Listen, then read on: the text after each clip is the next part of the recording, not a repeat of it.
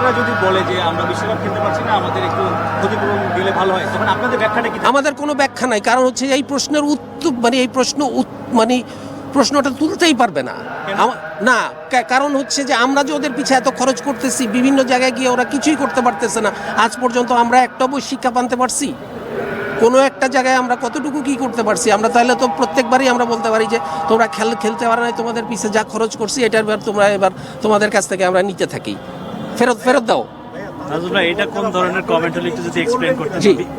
বহুত test playing nation আছে যারা এখন পর্যন্ত কোনো বিশ্বকাপ জিতে হয় নাই, তাহলে ক্রিকেট বোর্ডের কমেন্ট হইতে পারে না। এটা ক্রিকেট বোর্ডের কমেন্ট না। আপনারা যে প্রশ্নটা করলেন আমাকে, আমি সেই প্রশ্নটা আপনার এটা কি কমেন্ট? না, আপনারা বলতেছেন কেন? আপনারা কেন বলতেছেন তাদেরকে কম্পেনসেশন করার বিষয় আসবে? কম্পেনসেশনের বিষয়টা কেন আসবে? কারণ না, তারাই শুধু ফাইন্যান্সিয়ালি ক্ষতিগ্রস্ত হচ্ছে না। যেই ছেলেটা খেলতে যেতে পারে নাই, সে যে ক্ষতিগ্রস্ত হচ্ছে, তাকে যে সিলেকশন হয় নাই, পারফরম্যান্সের উপর ডিপেন্ড করে 15 জন সিলেক্ট হয়। এই সমস্ত আমি এই প্রশ্নটার আর আমি উত্তর দিব না।